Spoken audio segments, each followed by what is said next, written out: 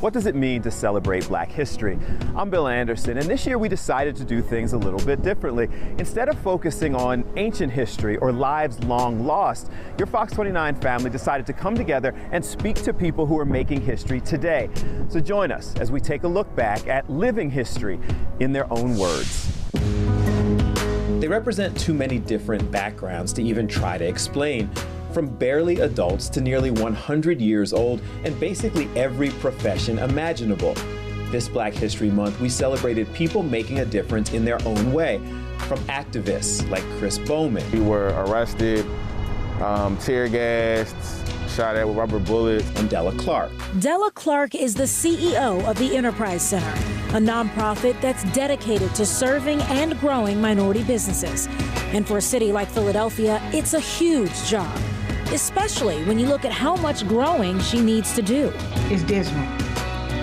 I don't even want to give you the number, it's so small. Minorities make up 65% of the city's population, yet they only own 23% of businesses. To people excelling in fields previously closed to people of color, like Derek Pitts. I love what I do. I absolutely love what I do.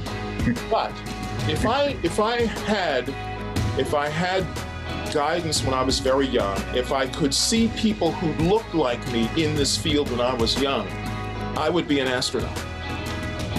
I'd be in space today. Or even younger trailblazers, opening doors still closed in 2020, people like Nafis Norris. To be the first African American in the program, it's nice, but it's like getting to the championship game, right, as an underdog. 26-year-old Nafis Norris from North Philadelphia is the first African-American student to get accepted into Thomas Jefferson's Biopharmaceutical Process Engineering Master's Program. This is the beginning phase of growing the cells, creating a cell environment before you put it into harvesting, then going to purification. To put it simple, bioprocessing uses living organisms or their components to create medical drugs. This Black History Month, we also took a moment to reflect on those who made history by telling the untold stories of history. The importance of the Tribune that it has articulated, it has reflected the African-American experience in the Philadelphia region across many institutions, whether it was employment, whether it was housing, whether it was medicine, whether it was political, whether it was social. All the things that comprise what we call a living experience of human beings. But exploring living history also means taking a longer look back at those who endured struggles 30, 40, 50 years ago so that we may achieve today. And the first Monday in January of 1984, I was sworn in as the first African-American mayor of Philadelphia. Life has been a lesson in many ways. He reminds people of the struggles in order to remind us of our strength. That if you're going to bring about basic and fundamental change, you have to work at it. And you have to work at it consistently. You can never give up. You can never lose courage. You have to keep working at it day in and day out. From political giants who kicked open doors, to military firsts who risked themselves to protect a country that didn't always welcome them. When you mention the Tuskegee Airmen, most people these days are aware of the first Black military pilots from World War II. I'm this guy, this person. But sadly, with so few still around, the opportunities to learn firsthand are slowly fading away. I'm Eugene Richardson, and I've been blessed. I'm 95 years old. He may feel blessed to be 95, but we were blessed to have the opportunity to hear his experiences breaking down barriers. Well, I wanted to fly since I was a kid. And then in January of '44, they sent me I went to Tuskegee and started to fly through the flight program there, which took about a year. Tuskegee was the only place where Black men were trained to be pilots. To sports heroes, leaving a lasting imprint by showing that we can, if just given a chance. Here we go, 2020. I was hoping that in becoming successful in the sport of swimming, they also saw and related that they would be successful in life, because time management was important, health, well-being was important, and pushing past the limitations of stereotypes was important. As other folks said, well, black people don't swim.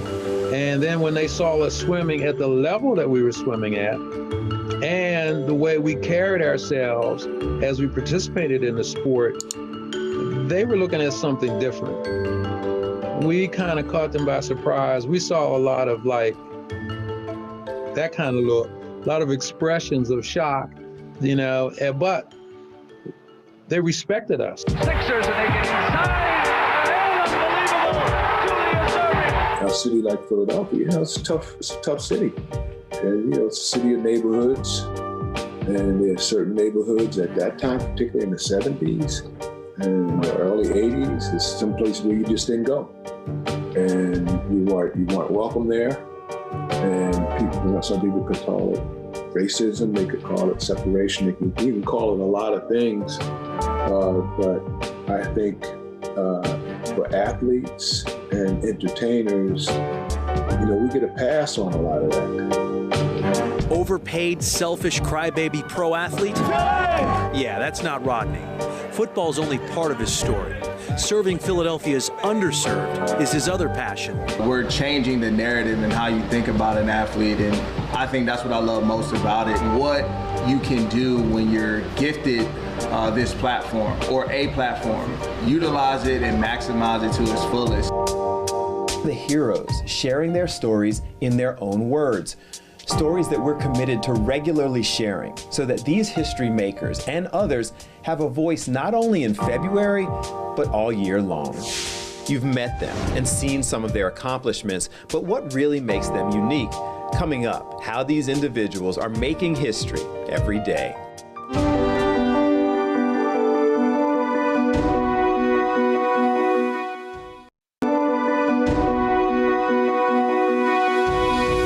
You know, what might have been the most interesting thing about doing these features is that each one of your Fox 29 family wanted to feature a different person for different reasons. So let's take a look at why they all thought that these individuals represent living history. You gotta stick with it. You can't give up if you believe in it. You have to be like a dog on a bone. You just have to keep working it and working it. What do you think your father would say? I would first say he would like that I'm correcting the barriers that he faced, and that the barriers that many minority entrepreneurs face back in his time. Right after college, Ellis was working as a math teacher and took a job at a rec center in West Philly. He saw too many kids getting caught up in violence and gangs and decided he could offer another option. Swimming was great for me. I enjoyed it all my life, and I felt that this was something I could wrap myself around and bring to the community. They changed the world by changing their chosen field, and that's what made history. This is what I'm going to do until God calls my name. Della Clark through business and economic development, and Coach Jim Ellis through swimming. Rodney McLeod used football as a way to improve neighborhoods. I want to be that guy that you look at and say, okay, that's Rodney McLeod, he's awesome on the field, but he's so much more than that, because it's about legacy. And Dr. Eugene Richardson handled overt racism so the Tuskegee Airmen and all after, they could fly. Did it ever bother you that you're there, you're a pilot, you're serving your country, but you can't even go into town? Yeah, but you're afraid to go into town. And that was a little unsettling. And you had to sort of wonder, what's wrong with these dumb people down here?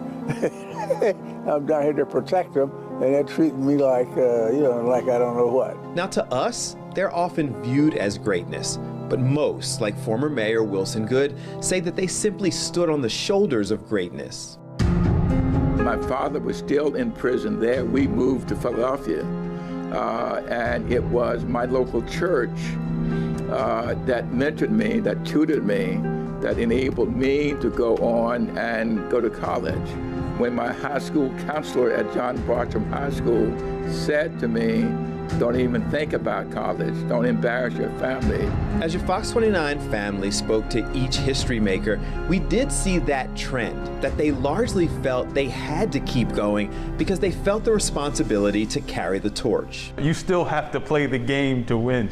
I also need to be the first African American to graduate and to also, further pursue my career.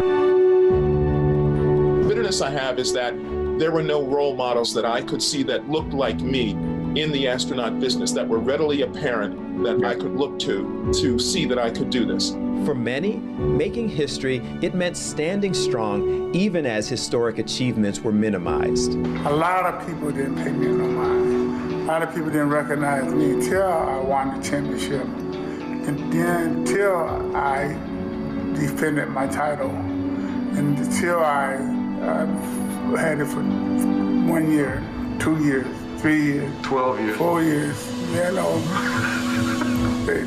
Then they started recognizing.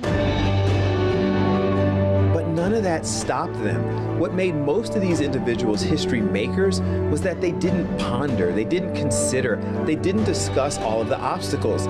They saw issues and then they acted. I couldn't just let it sit and fester. I had to react. No justice! No peace! And it was just beautiful to see anyone of any race, like black, white, Latino, Asian, LGBTQ+, everyone. Like, it was just amazing. And leading the crowd is just one of the many things that makes them living history. When the odds are against you and making change is hard, how do you keep going? Next, what motivates the people who motivate so many others?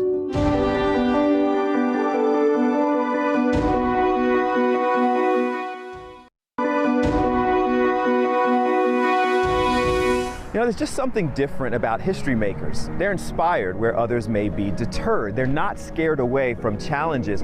But what makes them continue to move forward when others would just walk away? It became a matter of, what will I tell my kids one day? Like, did I just stand by and watch? Or did I push for change? I just couldn't look myself in the mirror and stay in my room. There are plenty of reasons to want to make history. Some, like Chris Bowman, were self-motivated. Others may have been inspired by people telling them that they couldn't. I'm trying to fight this man to make me some money, period, so I can go on up the ladder, period. No, you're a racist. You're a racist. They called me a racist. They called you a racist? They made me to be a racist. And I said, okay, whatever you say I am, I am. But I'm gonna kick Jerry. Let me get in the ring.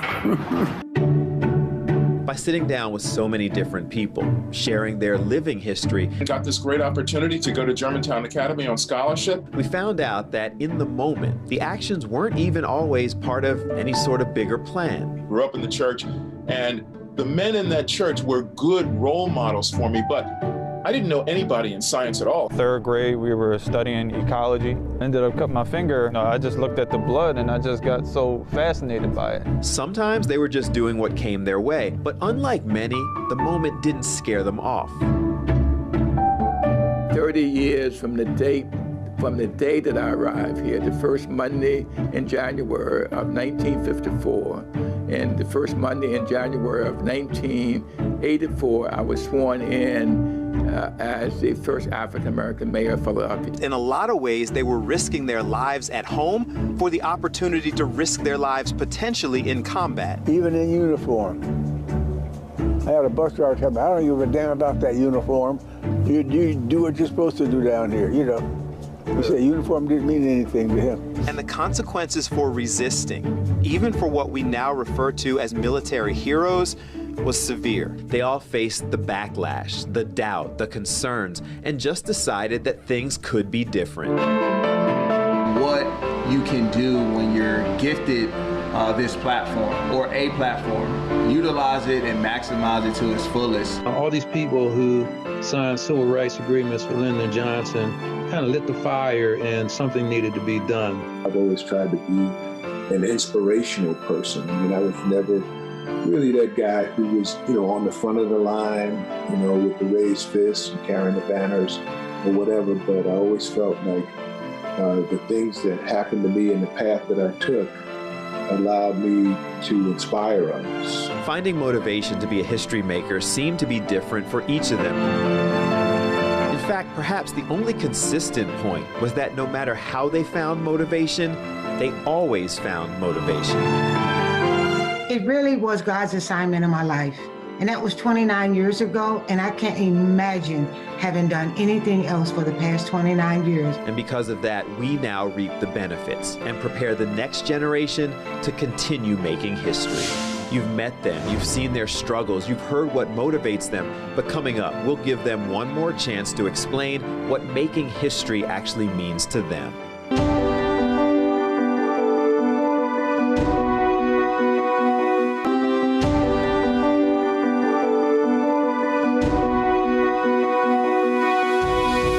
You know, making history or living history are pretty common terms that can mean different things to different people. So let's give them one last chance to explain what they think makes someone living history. A woman stopped me on the street one day outside the Franklin Institute, and she said to me, "When you come on television, my 3-year-old grandson stops and watches you. And then after you go off, he goes back to doing whatever else he was doing." And I took that as a sign, Mike, and I now use whatever platform I have on television to be that inspirational face.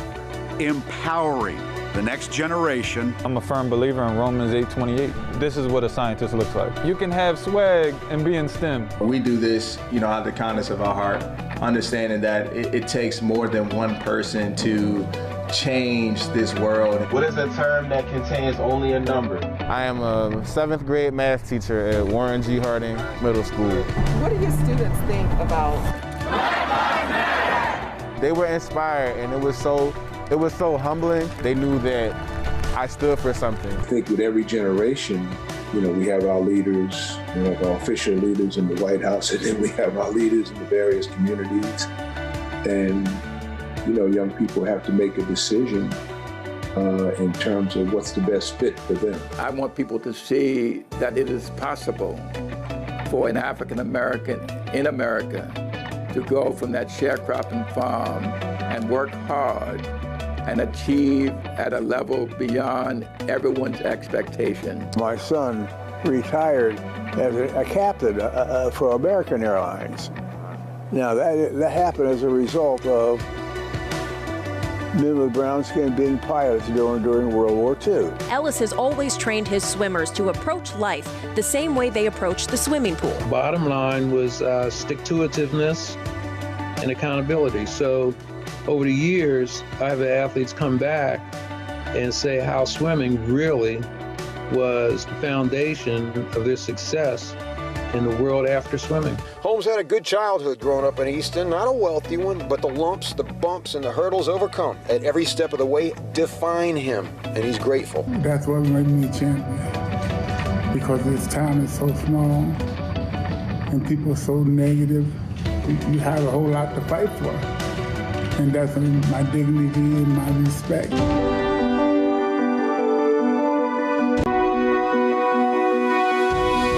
Now, after hours of interviews with dozens of people, I'm really only left with 2 words. And those words are thank you. Thank you to all the individuals who sat down with us and shared their story. Thank you to our Fox 29 family for taking an interest and wanting to present these stories. And thank you to each and every one of you for taking the time to watch them. Wakey, wakey, John. Attaboy. What the hell? Like I said, I'm making a film.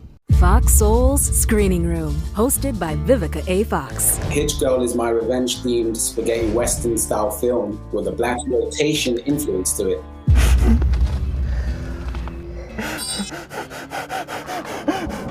I love women on screen. I love women being, the forefront of it. Featuring the next wave of black filmmakers. Here's a man struggling to pay his bills, to be successful, and to achieve the American dream. They see someone like me behind the counter, their first impression is that I work for someone else. We wanted to recognize the subtle racisms. That way you can start to combat the real issue of racism. You gotta realize that it's there. A black man with a liquor store in Koreatown. Ain't that something? Streaming Thursday nights, 10 p.m. Eastern, 7 p.m. Pacific on Fox Soul. Stay strong, my brother. Tristan Thompson, you already know we're gonna talk about you. Hollywood Unlocked, Uncensored. Sydney Chase said that she slept with Tristan back in January while he was still with his baby mama, Chloe. every Thursday. I'm calling Sydney today to get that interview. I'm on this quest to understand the motivations behind Tristan Thompson. On Fox Soul. He had me kicked out of Drake's party, so this ain't personal, Tristan. I just simply have a job to do, and your is on the docket. When you go to the Kentucky Derby, you literally understand what horsepower means. It's like dum dum dum dum dum dum. Cocktails with the Queens. And it is absolutely about the hat. I don't like this hat, but I was like, it works. So I got the tag still on it. So if y'all trying to shade me, I'm going to point it out first. It's going back. Every Monday night. I was thinking the same thing. It's a rain. Sip and serve. You got to fix your brand back. You got to pop it a little bit now.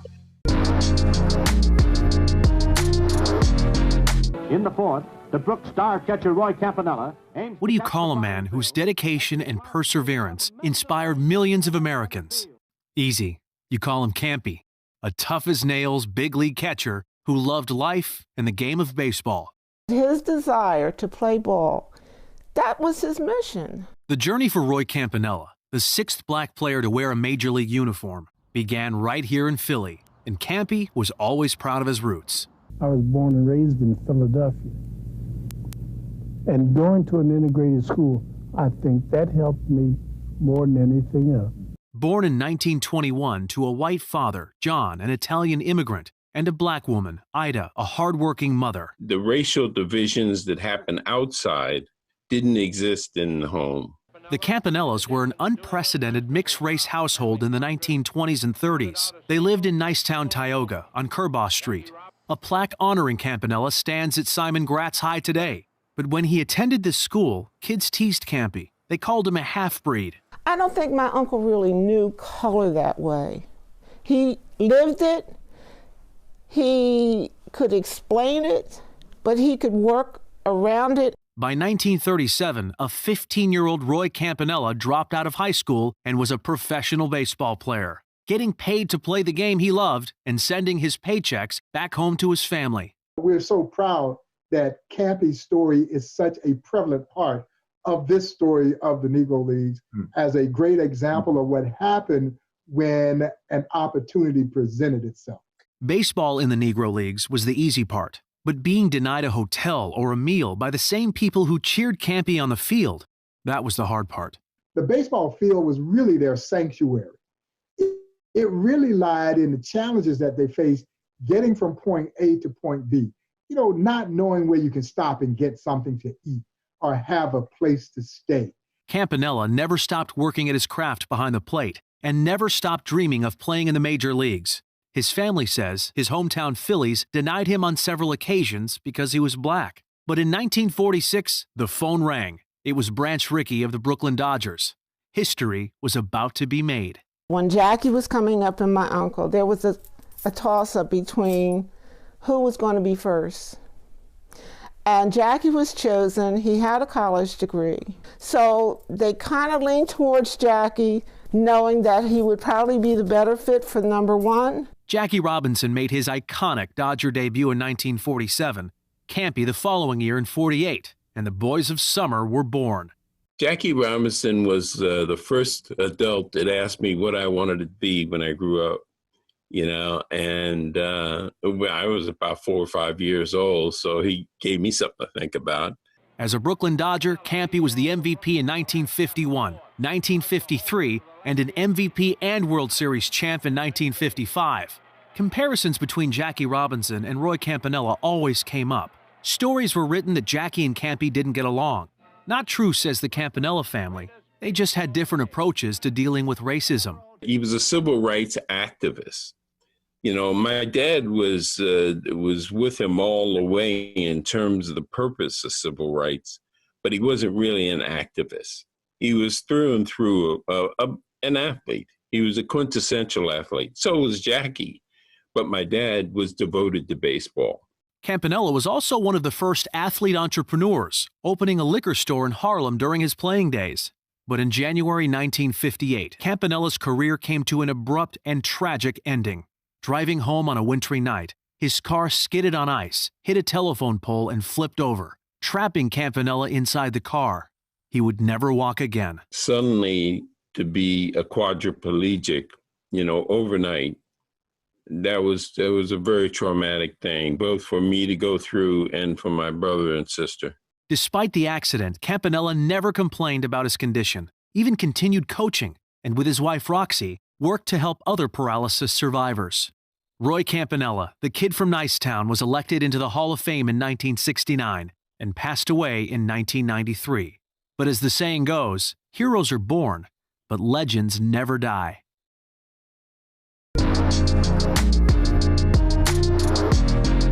Fox Soul presents. Hey, they knocking at the door in there. I'm on the Zoom with Young Jeezy, baby. I can't do this. Worth a Conversation with Jeezy. One time Will Smith told me, never do something that compromises your art versus money. I broke that rule a couple of times.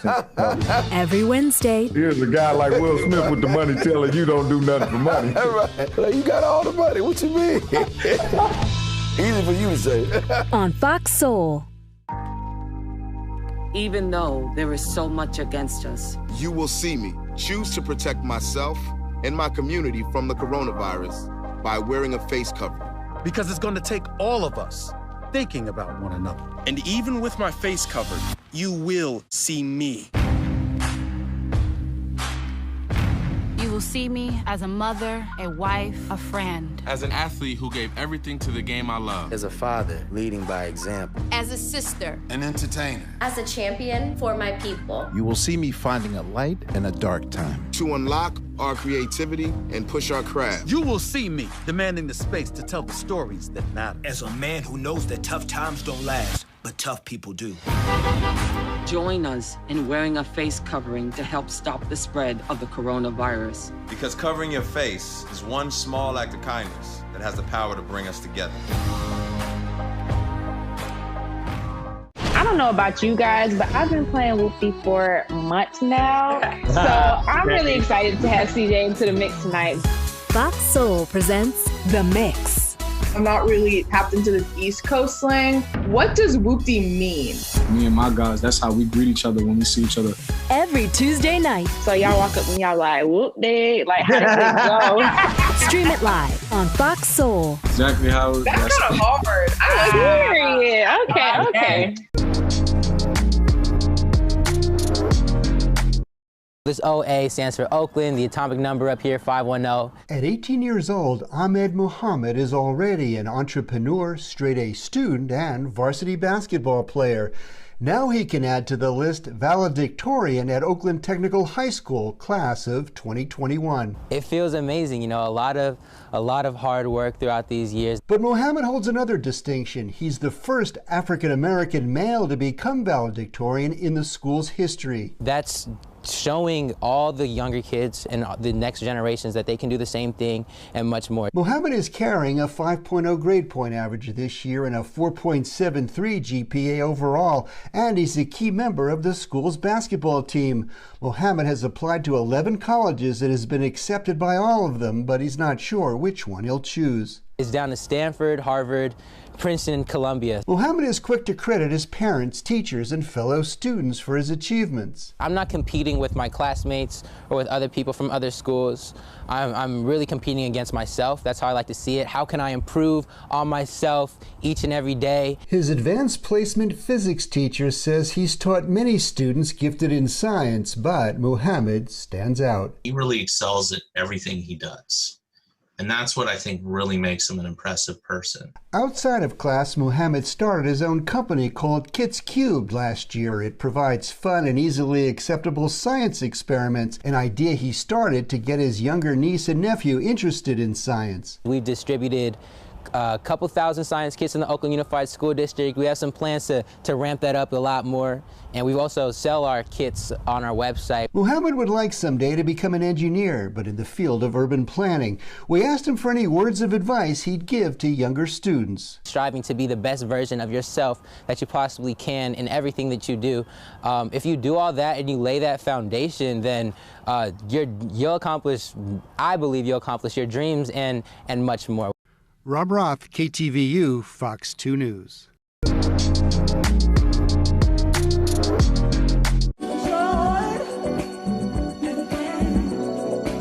I like sunshine.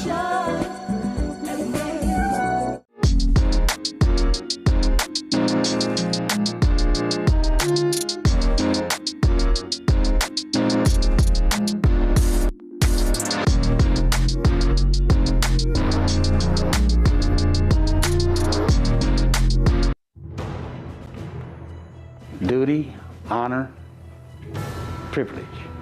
Most people are quick to throw around the term hero when they refer to our military veterans, but the reality is they aren't always treated that way. There were many documented incidents where Marines and other soldiers returned from overseas and, according to one of my mafia pointers, couldn't get a Pepsi, couldn't get a sandwich, but yet they saw German prisoners of war being served in these restaurants that they couldn't go to. Many veterans, especially our veterans of color, have historically been both overlooked and in some cases blatantly oppressed. I was always told which places to go and which places you didn't. So there was kind of sort of a roadmap to avoid racism or to mitigate it. And I had help trying to navigate it, but it was inescapable. Fighting to defend a country abroad that often disrespected them at home. Even in uniform. I had a bus driver tell me, I don't give a damn about that uniform. You do what you're supposed to do down here, you know. He said uniform didn't mean anything to him. As I got to the door of the bus driver looked at me and he said, I don't take Marines, dogs, and he closed that door and drove off. I'm standing there in the nation's capital, in uniform. Leaving them facing what many would call a dual fight for freedom. And I thought that I was in a relationship with an institution or government or country or unions that would actually fulfill their end of the bargain and provide for me what I provided for it and so many other people who have served this country honorably. Black military veterans represent such a large and diverse group.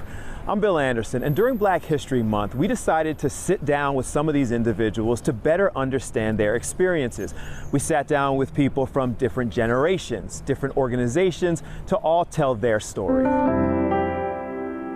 You had to go into the service at that time. It was a requirement. And I like to think of it duty, honor, privilege. January of '44, they sent me to, I went to Tuskegee and started the flight through the flight program there, which took about a year. Dr. Richardson and Sergeant Wilcox represent history dating all the way back to the 40s and Tuskegee Airmen, along with the Montford Point Marines, the first Black Marine training facility. And the Montford Point Marines represent those first African-American Marines that were allowed to come to the Marine Corps in 1942 as a result of President Franklin Delano Roosevelt's Executive Order 8802. Master Gunnery Sergeant Geeter served years after. Well, I enlisted in the Marine Corps at 18 out of the south side of Chicago. I received my recruit training at Marine Corps Recruit Depot, San Diego, California. I thought I was only going to be around for 2 or 3 years just to get out of Chicago and find a better life. But I found a better life in the Marine Corps. And Bill Cobb and Sean Wilson represent experiences in the Air Force and Army, among other areas of service. I served in the military during Operation Desert Storm in 1990 and 1991. I went away to the Air Force as a reservist, as a medic, thinking that I would actually just go ahead, get trained, and serve 1 week in a month. And a war broke out. And my life was changed forever as a result. I experienced racism as a United States Army intelligence cadet. I experienced it after serving in the military. I experienced it as a corrections officer in the Pennsylvania State Corrections while I served at State Correctional Institution at Graterford. And after jumping out of the frying pan and into the fire and joining the Philadelphia Police Department, I have experienced racism in the ranks in the Philadelphia Police Department as well. And that racism that Sean began to describe is part of the conflict we're exploring. Black veterans who were committed to serving their country, but found out pretty quickly that they could be fighting battles on and off the battlefield. I was originally scheduled to be a radio repair person because my aptitude, my test scores were good, so I went to a pretty cool electronics school in Southern California. But I experienced racism from everybody, to include the instructors. And it got to the point where it was almost unbearable, and they were trying to guide me to go into the infantry. They just wanted to get rid of blacks in the class. Having to go, being forced to go to the back of the bus driver had a crank. You know, in those days you had a crank, you cranked the angle, he had a crank. If I didn't get to the back of the bus, you know, call the cops and perhaps use the crank. But that was the worst I had. Even in uniform? Even in uniform. Initially in training, all my fears came true. From basic training, being called racist names, from being treated differently and unfairly. And so I just felt like I needed to survive that, like it was an initiation of sorts. The stories may be shocking to some, or fairly common to others, but they're eye-opening when you remember again that these men were experiencing this all for the right to possibly risk their lives for their country. And I got a 3-day pass, and I went up to Washington, D.C. on the bus, of course. And on the return, buses are lined up, heading south. And as I got to the door of the bus driver looked at me and he said, "I don't take Marines, dogs," and closed that door and drove off. I'm standing there in the nation's capital, in uniform. And I asked, what was the reason why you guys always wait, to come into the shower when I go into the shower? And what they said to me, and it was one person in particular who was able, and I was glad he did that, he said, "It's no disrespect to you, Wilson, but we were always told that you guys had tails." Somebody said that to you. What's interesting is that almost to a man, these veterans, and yes, black heroes, still believe that what they experienced, it was worth it. To me, it's important for people to know that so that we can sort of get rid of the stereotype that exists about people with brown skin. That's my take on that. That's my take on life. Like I say, duty, honor, privilege. Now you've met them and heard some of their stories, but coming up, why was service even worth a dual fight for freedom? Wanting to belong, wanting to lead, wanting to matter.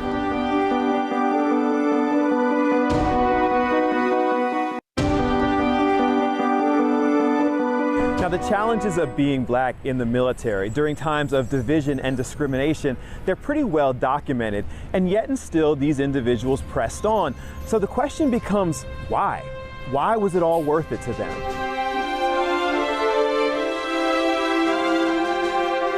The way I was raised. Okay. Respect others, no matter what. I didn't go full-time because I was hyper aware of the difficulties that black men and women had in serving our United States government, but I was also hyper aware of my chances of actually surviving and living and thriving without actually leaving the city and finding a way to get a skill set that would help me actually provide for myself and be an asset to the community. It's to serve your country, and you must realize there may come a time when we say in the service that bubble may go up, and you may be called to go to a faraway place to defend our freedoms. And if you're not ready to do that, then you're not ready to serve. They did it for different reasons. For some, it was just their character. For others, it was the opportunity for a better life. Some just had the passion to serve. But whatever it was, the drive was strong. So they often made history without even knowing it. I wanted to fly, and I said, oh, well, here's a chance to fly. The war's on, and the people are out there actually being trained at Tuskegee to fly. So here's my chance. The flying program with blacks was actually an experiment to see whether black men could be pilots or not. And we were anxious to make this a positive experience. Many Tuskegee airmen like Dr. Richardson just wanted to fly, and to do that in a world that doubted them, they had to excel. Being a Montford Point Marine was a similar experience.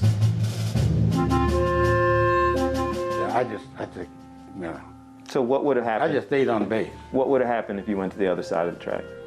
Well, you just didn't go to the other side of the track. Okay. You knew better. Okay. Even in uniform, even as a part of the military? Didn't matter. Didn't matter. Society as a whole wasn't accepting of racial differences, but these men pushed on, knowing what they were walking into, and even finding the strength to laugh through some of the pain. That time, the world was not especially kind to people of color. That's such a nice way to put that. You're right, not especially very kind. pleasant.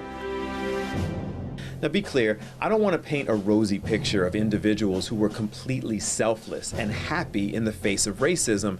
That's just not realistic.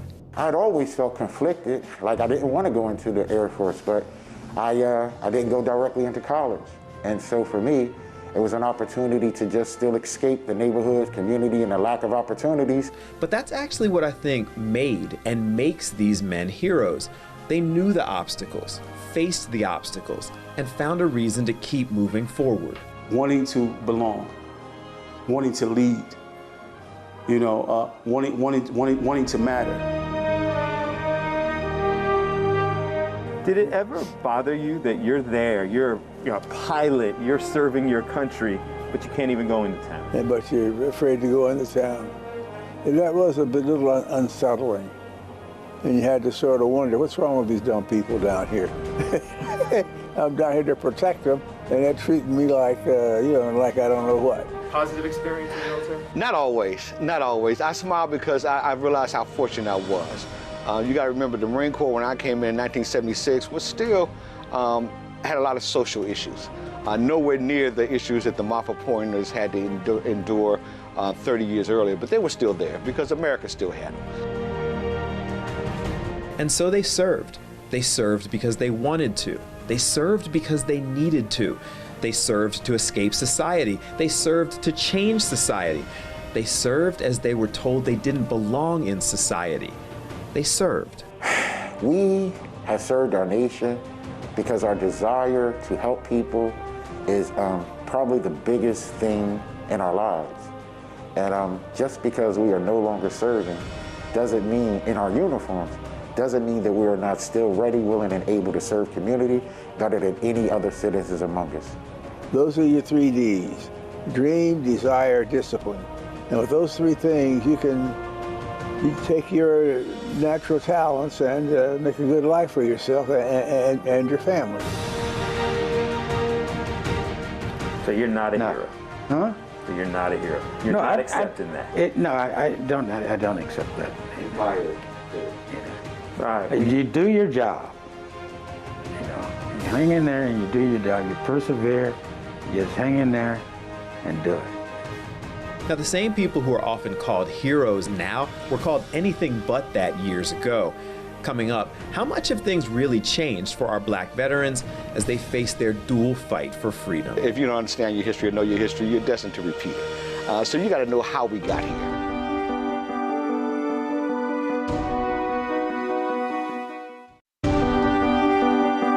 So now we have a little bit better understanding of what these veterans and others like them have faced over time. But is it ancient history or still recent history? And how much truly has changed? Well, now that people know, adulation, glad to meet us, happy we served, proud of the service we gave. But until that point, just another brown-skinned guy walking around, that's all. How much progress people of color serving in the military have made, it seems extremely subjective based on who, where, and when. There were many documented incidents where Marines and other soldiers returned from overseas and, according to one of my Mafia Pointers, couldn't get a Pepsi, couldn't get a sandwich, but yet they saw German prisoners of war being served in these restaurants that they couldn't go to. But these same individuals, they've actually lived through the progress. And I'm eternally thankful for the Commandant of the Marine Corps at the time, James Amos, who made sure this history was taught not only in Marine Corps Recruit Depot, San Diego and Parris Island, bases these Marines were not allowed to go to, but the Officer Candidate School in Quantico, Virginia. So now it's part of their curriculum. But that's the thing with progress. It can be largely impactful to some and seem completely non-impactful to others. When people think about those of us who serve in the military, the institution itself has a code of honor, but individuals are formed from their lived experiences and where they come from, and just because you go through a training doesn't mean that it washes away the things that were there prior to. Honest, objective discussions with our vets showed that most really do think that things have changed, at least some. Sean Wilson's Vets in the Hood organization is helping to facilitate that change for military veterans and first responders across the board. From a first responder, and someone who really runs to danger when everyone else is running from it, it hits a little different.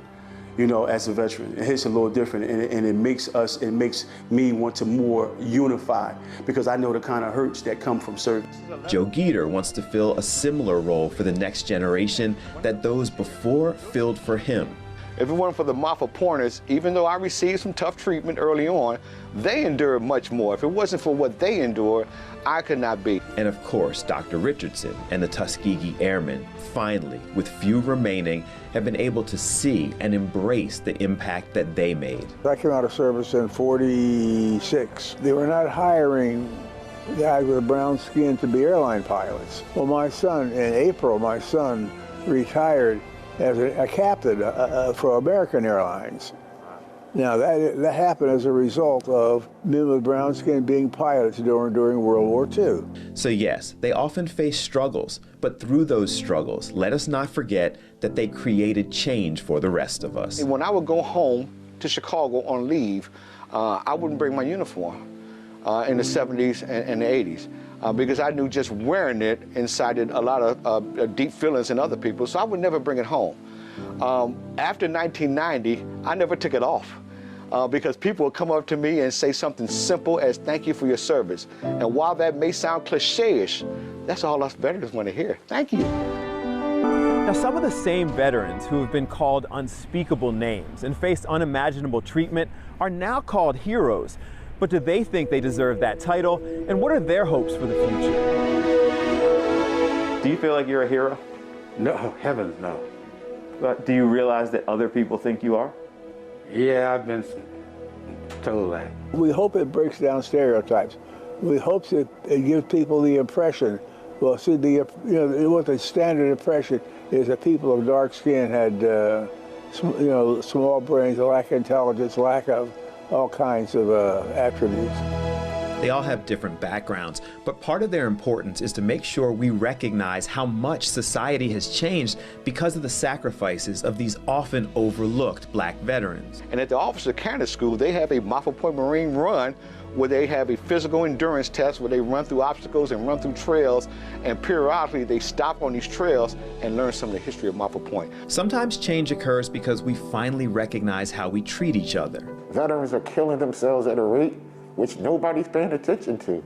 And it's because our needs have been neglected for generations, and the accumulated impact on that has devastated our communities. And black veterans' sacrifices being documented and shared, it continues to inspire us all to be better. Hopefully and prayerfully in 21, we have started the beginning of a rites of passage, you know, to show little black boys and little black girls and little brown girls and little black brown girls, you know, little white, red, yellow, doesn't matter. As a first responder, you have to love. We believe in love. So for those who think their sacrifices have been ignored or have not led to progress, we acknowledge you. The Korean War was the first time that African-American Marines and white Marines served side by side in combat. And we have one of those Marines, Sergeant Henry Wilcox, who is an original Mafia Point Marine who actually led a platoon in combat in Korea, where he was the only African-American Marine in that platoon. We are inspired by you, and we forever appreciate you. Never could have done it without the Tuskegee Airmen experience.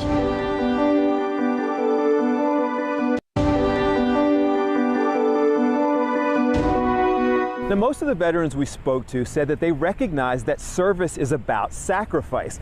So even though they may have been treated horrifically, they recognize that their dual fight for freedom, it paved the way for others. And for that, we are eternally grateful.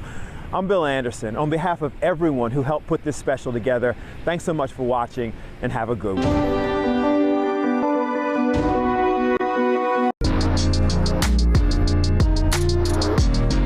Got some legends on with me. I love it when my mentors and my big bros and sis come and check in with me. It makes me feel special.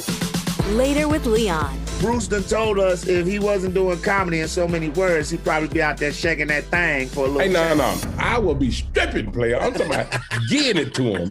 Every Monday night. My stage name would have been Hard Candy. I have a G-string the size of a jump rope. Hope I need an ounce to forget this visual in my mind right now. I got you. Please. I think it's fair to say that you and I share something in common. We want to beat COVID-19. We all want to get back to the moments we miss. And that starts with getting informed about the vaccine so you can protect your family, your friends, and yourself. It's up to you. Communication is key. I write a message to you and you give me a damn thumb. Is that what you think of me? Thumbs up. Plus, we catch up with these amazing guests. Catch The Real at 6:30 p.m. Eastern, 3:30 p.m. Pacific, right here on Fox Soul. Freedom. It's at the core of who we are. The freedom to live without fear, to jog where we please, to wear a hoodie. The freedom to breathe. Before we celebrate the freedom most Americans have, we must fight for the freedom all Americans deserve. Because all lives can't matter until Black lives matter. Snoop Dogg teases that he may have allegedly smoked with President Obama. TGIF. If he did smoke with Obama at all, his ass won't smoke with him again. Because Michelle don't appreciate this. He's not getting invited to the house no more.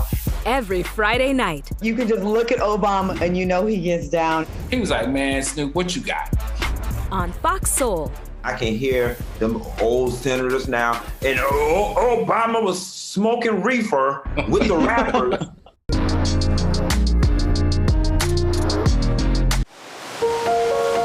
Years after founding the famous Philadelphia Department of Recreation swim team, Coach Jim Ellis recalls how it all started back in the 60s when he was a student at Cheney University. In this day and age, we were still struggling to be full-time citizens of America.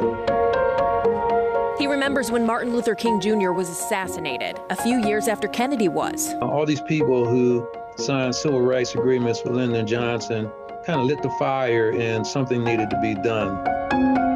Right after college, Ellis was working as a math teacher and took a job at a rec center in West Philly. He saw too many kids getting caught up in violence and gangs and decided he could offer another option. Swimming was great for me. I enjoyed it all my life, and I felt that this was something I could wrap myself around and bring to the community. We weren't the first team. A lot of people try to promote me as the first swim team, African-American swim team, which is not the case. I think what made our program unique was I set my goals very high. I wanted to compete on the national level. And the PDR swim team does compete to this day. It's not just about trophies and titles, though. It was always bigger than that. Here we go, 2020. I was hoping that in becoming successful in the sport of swimming, they also saw and related that they would be successful in life, because time management was important, health, well-being was important. And pushing past the limitations of stereotypes was important. The other folks said, well, black people don't swim. And then when they saw us swimming at the level that we were swimming at, and the way we carried ourselves as we participated in the sport, they were looking at something different. We kind of caught them by surprise. We saw a lot of like that kind of look, a lot of expressions of shock, you know, but they respected us. That respect led to a reputation in the competitive swimming world and the local community. Finish here strong. Late 80s, we went from 100% African American, the team changed, and we basically almost became 50-50. And that was a major turning point in the program. Everybody saw what we were doing. They saw the level of achievement that we had reached, and they saw how we did it. So I was starting to turn people away. He estimates that he has trained and mentored several hundred swimmers over the years, some who'd go on to become very well-known. The type of swimmer that I was. Comedian Kevin Hart praised Coach Ellis in his stand-up special, Laugh at My Pain. My swim team was so huge, they actually made a movie about it. The movie Pride was based off of PDR, which was called the Philadelphia Department of Recreation. Terrence Howard's character was actually based off of my swim coach, Jim Ellis. The 2007 film Pride is a movie, not a documentary. Man, you were fierce in that water. But the theme rings true. Ellis has always trained his swimmers to approach life the same way they approach the swimming pool. Remember, if you walk out, you are walking out on your life. Bottom line was stick-to-itiveness and accountability. So over the years, I've had athletes come back and say how swimming really was the foundation of their success in the world after swimming. And Coach Ellis practices what he preaches, like stick-to-itiveness. Despite all his successes, the 73-year-old is still working towards one final goal. I want to put somebody on the Olympic team. That's it. We've gotten close, but I need to put somebody on the Olympic team. That last one, maybe it's not meant for me, but I'm gonna die trying.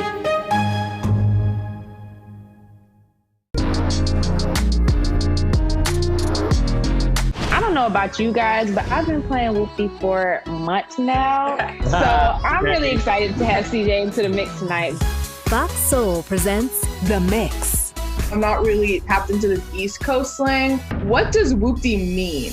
Me and my guys, that's how we greet each other when we see each other.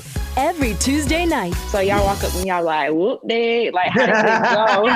Stream it live on Fox Soul. Exactly how it is. That's kind of hard. I hear it. Okay.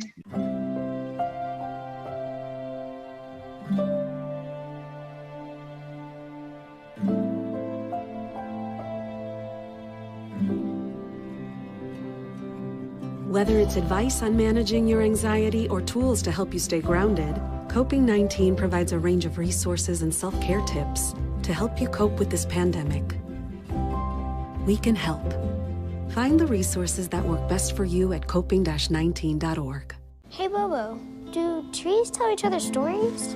I'm sorry. I'm afraid I don't know that. Hey, why don't we go find out? Listen. Do clouds take naps? I couldn't tell you. Dad, do stars visit their friends? Look!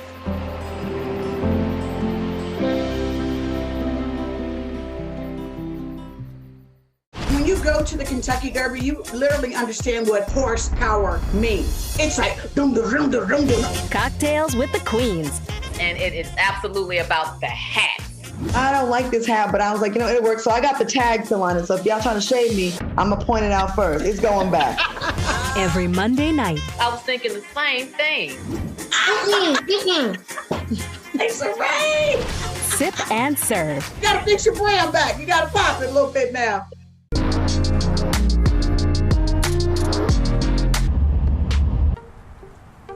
To be the first African American in the program, it's nice, but it's like getting to the championship game, right, as an underdog. 26-year-old Nafis Norris from North Philadelphia is the first African-American student to get accepted into Thomas Jefferson's Biopharmaceutical Process Engineering Master's Program. This is the beginning phase of growing the cells, creating a cell environment before you put it into harvesting, then going to purification. To put it simple, bioprocessing uses living organisms or their components to create medical drugs. Cameron Barliving recruited Nafis from college into the program, and Kathy Gallagher is the CEO of the university. I sat down with him for over a few months and explained to him some of the opportunities that are available for, especially for students of color. He's one of our top students in our program. One of the things that we wanted to be able to do here was to really contribute to creating a really robust and diverse workforce for the region, for the world, frankly. You still have to play the game to win. I also need to be the first African American to graduate and to also, further pursue my career. So you're the first African American in history to get into the master's program for bioprocessing. Yes, sir. But it didn't always start off that way, did it? Definitely did not. Nafis grew up on Estar Street in North Philly, an area some people would consider to be a rough environment, but he was able to get out. A lot of guys that look like us, they choose sports, especially coming from this type of neighborhood. What made you choose science? In third grade, we were studying ecology. Ended up cutting my finger, and I just looked at the blood and I just got so fascinated by it. Nafis's journey to where he is now came with a few challenges. He says he even failed multiple science classes, but he uses his Christian faith to get him through. I'm a firm believer in Romans 8:28. This is what a scientist looks like. You can have swag and be in STEM. Sergio Cruz, Fox 29 News.